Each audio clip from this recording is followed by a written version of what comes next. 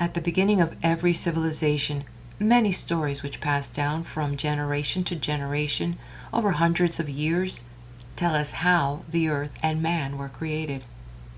However, each culture is rooted in myths that describe their origins in different ways. Welcome, I am Daisy, your hostess. In this video, we will explore one of the origin stories of creation of the Chinese culture in the Legend of Pangu. Pangu, which etymology interprets this to mean ancient coiled one, tells of a semi-divine giant and is the principal character in one of the existing male-dominated Chinese creation myths. And on the topic of giants, you can check out my playlist for the Book of Giants, which scholars say was likely based on the Book of Enoch that was found at the Dead Sea Scrolls site, which highlights aspects of Mesopotamian tradition. And just to point out that other cultures incorporated giants in their myth stories. Now, the tale of Pangu was first written down about 1760 years ago AD in the writings of Sheng, a scholar and a military general of the Eastern Wu state during the Three Kingdoms period from 220 to 280 CE in ancient China. Pangu, sometimes written as Pangu, that's P''Anku, creates order out of chaos by separating the sky from the earth. Given that Zhu Zheng's also a military general, he traveled to different regions, and according to scholars, this myth may have reached China by way of Central Asia and then Tibet, and that over time, and influenced by his travels, he added a second part of the myth, which appears in his Wu Yung Liniang Ji, a chronicle of the 5 cycles of time, where he adds to the tale Pangu's death, preserving and increasing the order that he had earlier established. His corpse provides additional structure by differentiating the surface of the earth into a variety of natural forms, such as mountains, oceans, and forests, and also by differentiating the heavens as well. The resemblance of this myth to many Indo-European creation myths leads scholars to conclude that it is probably Indo-European in origin. Most scholars agree the oral traditions of this tale predate this time period. It evolved over centuries, combining strands of history, ethnic folklore, political allegory, and mythologies.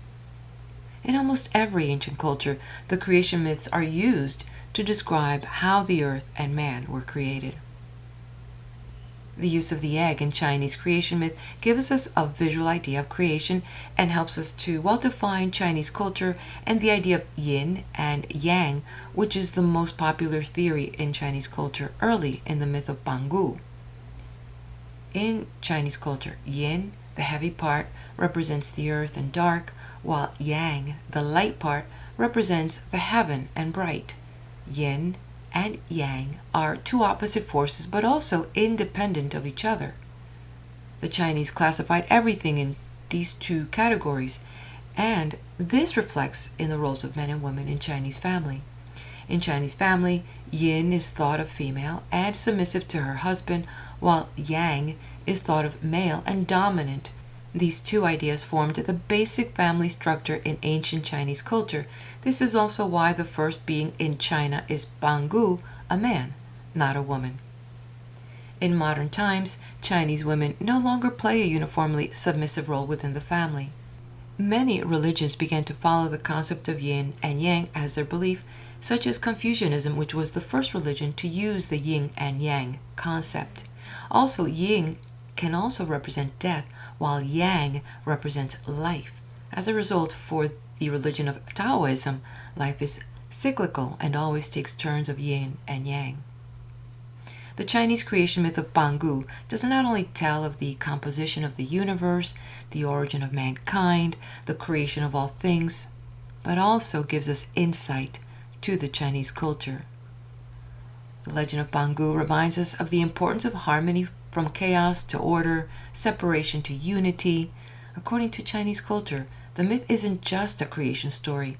It embodies Chinese philosophical ideals of sacrifice, renewal, and the interconnectedness of opposites.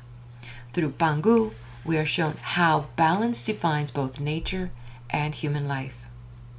I will share in advance this is a brief tale, and so I now turn the page. Pangu, creator of the universe. In the beginning, an egg like that of a chicken contained the entire universe. Within the egg was one chaotic mass. Heaven and earth were identical, and all was always dark, for neither the sun nor the moon existed. From within this dark mass, Pangu, the first living being, was formed. Then, finding himself alive in darkness, encased within an egg, and surrounded by chaos, Pangu decided to bring order into the universe. First he broke open the world egg. Yang, the lighter part, rose and became the heavens, and Yin, the heavier part, sank and became the earth. Pangu tried to stand upon the earth, but the heavens pressed heavily upon his head. He realized that no life would ever be able to exist on earth if the heavens were not high in the sky. And so he sat down and thought about how to solve this problem. That day, Pangu went through 9 transformations, and it came to pass that Pangu became more godlike than heaven and more wise than earth. He decided that the only way living objects and creatures would form and survive upon the earth would be if he held up the sky. For the next 18,000 years, Pangu worked constantly to keep the heavens from crushing the surface of the earth. He ate only the mist that blew into his mouth, and he never slept. At first he could only rest on his knees with his elbows bent, and yet, summoning all his great strength, he pushed his feet against the earth, and he pushed his hands upward against the sky. Each day he pushed the heavens 10 feet higher, and he forced the earth to sink 10 feet lower, and each day he became 10 feet taller. The time came when Pangu could rise to his feet, but his knees were still bent as he pushed his feet down against the earth, and his elbows were still bent as he pushed his hands upward against the sky. At last the time came when Pangu could stand at his full height, and then he pushed his feet down against the earth with straight legs, and he pushed his hands upward against the sky with his arms stretched out to their full length. Day after day, and night after night, month after month, and year after year, Pangu stood upright, as firm as a rock column. He never stopped pushing the earth lower with his feet, and he never stopped pushing the heavens higher with his hands. Pangu pushing caused the earth and the sky to move 10 feet each day, and so it came to pass that little by little the earth sank lower and lower beneath the sky, and it came to pass that little by little the sky rose higher and higher above the earth. And the lower the earth sank and the higher the heavens rose, the taller Pangu became. At last the earth receded far below the heavens, and the heavens rested high above the earth. And only then did Pangu realize that he was very, very tired.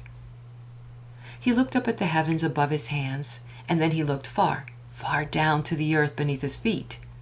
And Pangu felt certain that the distance between heaven and earth was so great that he could lie down and rest without fearing that the sky would collapse and crush the earth. So Pangu lay down and fell asleep. And it came to pass that Pangu died in his sleep. But he had not done all that he could do, for living objects and creatures could now survive upon the earth. But as yet they had no form. And so it came to pass that Pangu's corpse gave shape and substance to the universe. His head formed the mountain of the east, while his feet formed the mountain of the west. His right arm formed the mountain of the north, while his left arm formed the mountain of the south. And his torso formed the mountain of the center. These 5 sacred mountains, defined the four corners of the square earth and its center. Each stood firmly upon the earth like a giant stone column, and each did its part to hold up the heavens. From the hair of Pangu's head, chin, and eyebrows came forth the planets and the stars. His left eye became the sun, while his right eye became the moon. His breath formed the clouds and the wind. His voice became lightning and thunder, and his perspiration and body fluids became the rain and the dew. Pangu's flesh formed the soil of the earth, while his blood and his semen became the oceans and rivers that encircle it. His veins and muscles gave shape to the earth's surface. His teeth and his bones formed rocks and minerals, while his bone marrow became jade and pearls. From the hair of his body came forth trees, plants, and flowers. Then the wind that had come forth from Pangu's breath blew upon the mites that lived on his skin, and these mites became fish, animals, and the black-haired people. And this concludes the tale of the Legend of Pangu. If you've enjoyed this tale, please do hit the like button, leave me a comment, and share this with your friends, and subscribe to the channel.